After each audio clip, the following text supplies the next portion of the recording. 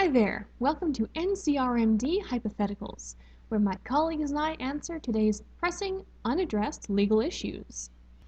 My name is Michelle, and in today's episode, I'll be addressing the question of whether a werewolf would be able to plead not criminally responsible due to mental disorder for crimes committed in werewolf form. First, let's assume that we're talking about the traditional lose your mind, eat some babies, wake up naked in a forest kind of werewolf. That is to say, a person who has completely lost decision-making capacity.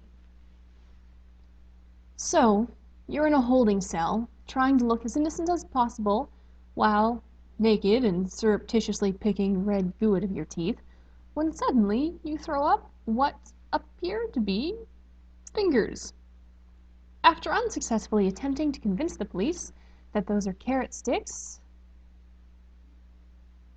with joints, you end up in front of a judge charged with first-degree murder. Your lawyer is an idiot from a terrible law firm because you spent all of your disposable income on stain remover. What do you plead? Assuming that you can prove you're a werewolf, let's have a look at the statutory defense of NCRMD, or not criminally responsible due to mental disorder.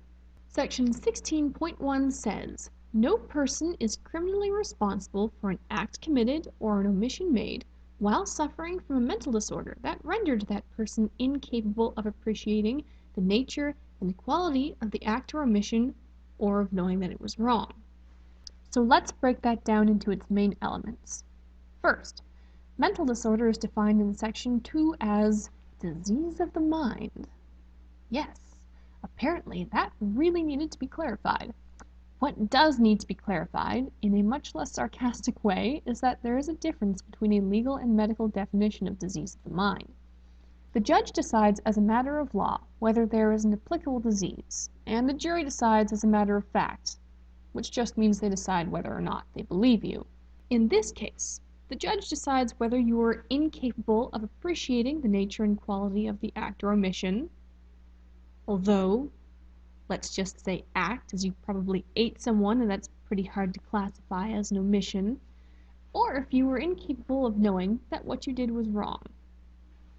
Appreciation is knowledge of the physical quality of the act and understanding its consequences.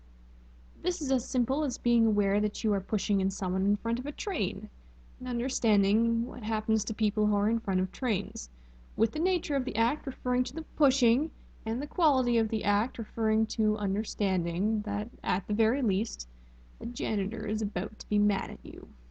Depending on the skill of your lawyer and the disposition of your judge, it may be found that you were actually aware that you were eating someone and that you probably understood the fact that people don't typically live through being eaten. Wow, that is just a terrible lawyer.